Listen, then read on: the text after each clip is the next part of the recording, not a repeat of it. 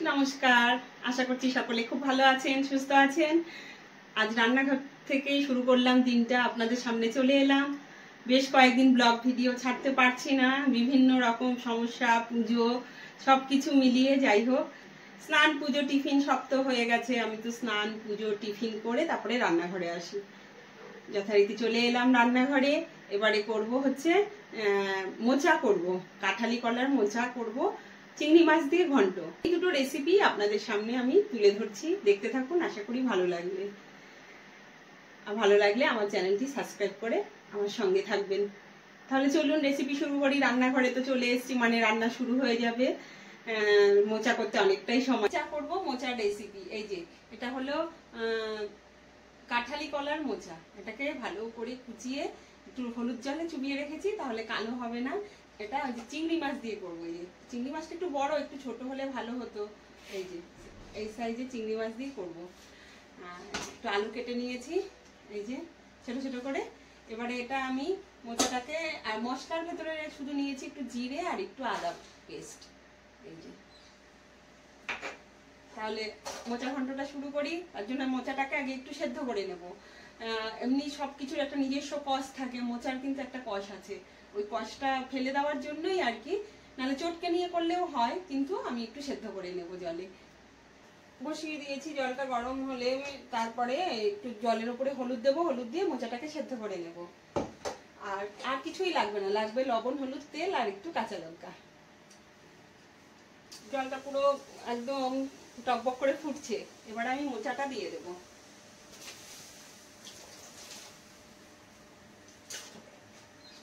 হলুদ দিয়ে ভেজানো ছিল, তবুও কিন্তু আমি আবার একটু হলুদ দেব।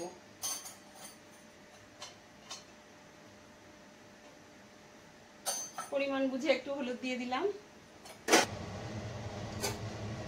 মোচাটা কিন্তু আমার সেদ্ধ হয়ে গেছে, একদম নামিয়ে নেব। এর থেকে বেশি সেদ্ধ করবো না। আমি সেদ্ধ করেছি, কতটা দেখাতে পারলাম জানি না। এবারে ফুটো ঝুড়িতে ঢেলে দিলাম। এই যে ততক্ষণে মোচাটা একটু ঠান্ডা হলে একটু চটকে নেব ভালো করে হাত দিয়ে। এদিকে আমার চিংড়ি মাছটাও ভাজা হয়ে যাবে ফোড়ন দিয়ে। আলুটা ভাজতে ভাজতে এটাও ঠান্ডা হয়ে যাবে, চটকাতে সুবিধা হবে আমার আর কি।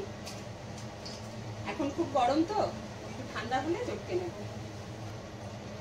কড়াই গরম হয়ে গেছে, ভালো গরম হয়েছে। তেল দিয়ে দিলাম, এবার চিংড়ি মাছটা ভেজে নেব।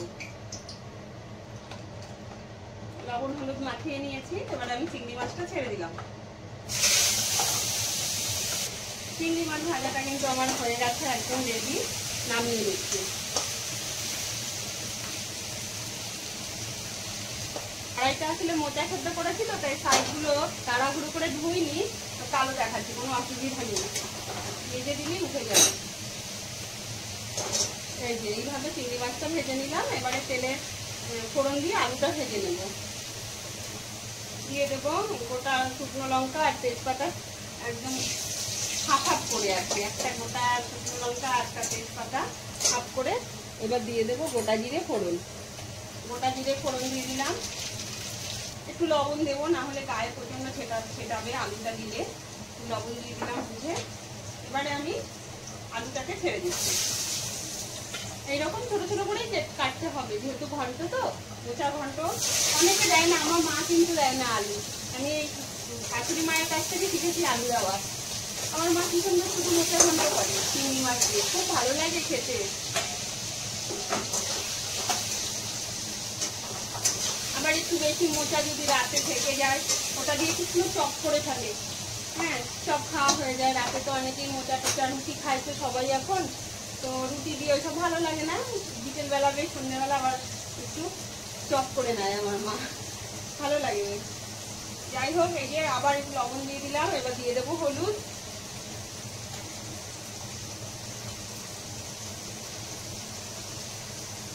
হলুদ দিয়ে দিলাম পরিমাণ বুঝে সবই।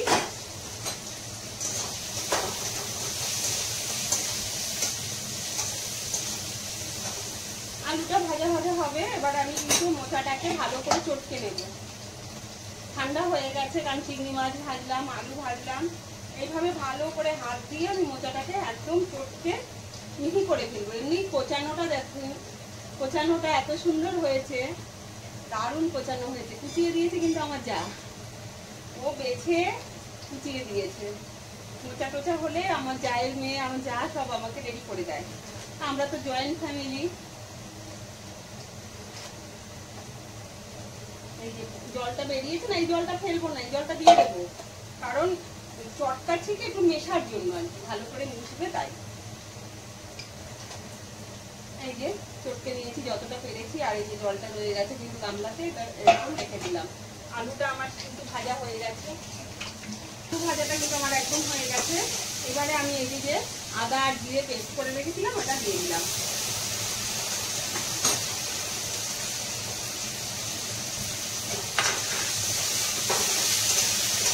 আর দিয়ে দেবো এই যে পরিমাণ বুঝে চেরা কাঁচা লঙ্কা।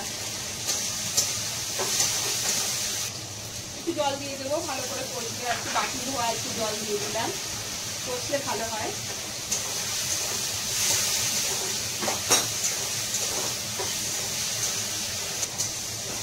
কষে গেছে, এবারে আমি এই যে মোচাটা ছেড়ে দিচ্ছি।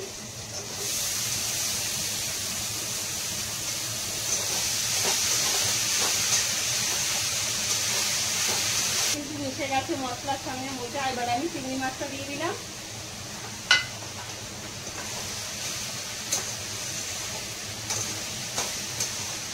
মাছটা দেওয়া হয়ে গেছে। এবারে এই যে গামলায় একটু জল রয়েছে, আর তার সঙ্গে কিন্তু একটু মোচাও রয়েছে, পড়েছে ছোটো ঝুড়ি থেকে পড়ে গেছে, তো এটাও দিয়ে দিলাম। নষ্ট করবো কেন, তাই না? এত কষ্ট করে মোচা জিনিসটা কাটতে প্রচুর ধৈর্যের ব্যাপার।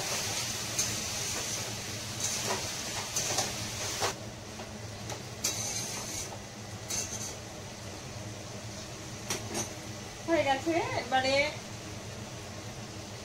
ফুটছে, আমি একটু ঢেকে দেবো, কারণ আর কিছু নোংরা করবো না। আমি এই গামলাটাই চাপিয়ে দিলাম।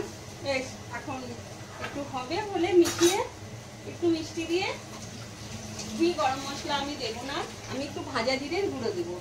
আমার জিরে ভেজে শুকনো খোলায় গুঁড়ো করে রেখে দিই, ওই ভাজা জিরের গুঁড়োটাই আমি দেবো। আমি ঘি গরম মশলা দেবো না, কারণ আমার sugar patient, high pressure patient খাবে, তো তোমরা যদি মনে করো ঘি গরম মশলা দিতে পারো। যেইভাবে একটু ভিজিয়ে রেখে দিলাম, থাক, হয়েই এসছে। বেশি সময় লাগে না, এই সময় প্রচন্ড টাইম নিয়ে নেয়। চিংড়ি মাছ বাছতে, মোচা কাটতে, এগুলোতেই প্রচুর সময় নিয়ে নেয়, কিন্তু রান্না বসালে চট করে রান্না হয়ে যায়। আমি একটু রেখে দেবো।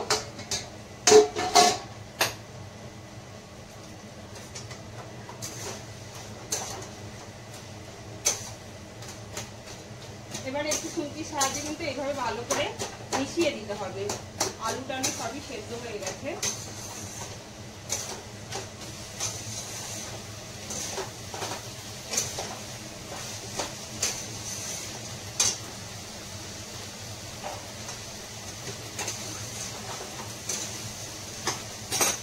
একটু মিশিয়ে দিলাম, আবার একটু ঢেকে দিচ্ছি।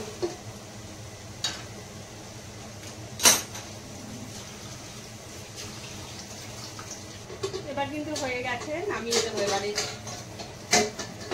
ঢাকা খুলে দিলাম।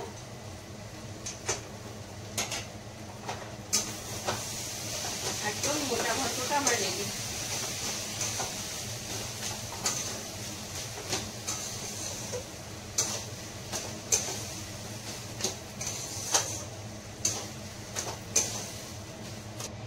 এই যে এই জিরের গুঁড়োটা ভিজিয়ে রেখেছিলাম, ওর ভিতরে সামান্য একটু চাল গুঁড়ো দিয়েছি, দিয়ে একটু আঠা আঠা মানে হবে ভালো আর কি। যে কোনো ঘন্ট টন্ট করলে একটু চাল গুঁড়ো দিলে জিনিসটা ভালো হয়। অনেকে আটা ব্যবহার করে, তো ঘরে চাল গুঁড়ো থাকলে চাল গুঁড়ো দেওয়াটাই কিন্তু ভালো। ওই ভাজা জিরের ভেতরেই আমি গুলে নিলাম, দিয়ে এবার আমি দিয়ে দিচ্ছি।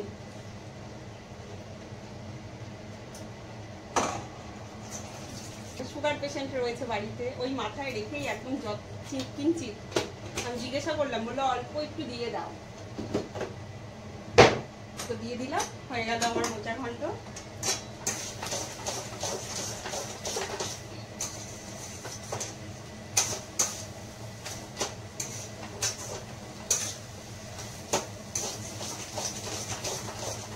একদম নিচে লেগে লেগে আসছে, মানে আমার মোচা ঘন্টটা একদম রেডি। এই হলো আমার মোচা ঘন্ট, একদম রেডি।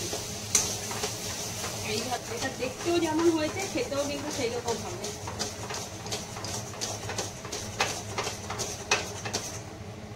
সিম্পল ভাত যেমন চট করে হয়ে যায়, এগুলো কিন্তু একটু সময় সাপেক্ষ, একটু ধৈর্য ধরে করতে হয়। বাড়িতে একটা সবজি ভাই আছে, ওই আমাকে দিয়ে যায় এগুলো সব। কচু শাক, লাউ শাক, কুমড়ো শাক, মোচা, ঝোর, সব কিছু এই বাড়ি বসেই কিনে নিতে পারে। হয়ে গেছে, গ্যাসটা অফ করে দিচ্ছি, নামিয়ে নিচ্ছি। এই হলো আমার মোচা ঘন্ট, একদম রেডি। কেমন হলো? হাতে নিয়ে দাঁড়িয়ে পড়েছি, একদম গরম গরম ধোয়া উঠছে। কেমন হয়েছে অবশ্যই কিন্তু জানাবে, কেমন জানাবে। টাটা, আবার নতুন কোনো রেসিপি নিয়ে চলে আসবে তোমাদের সকলের মাঝে।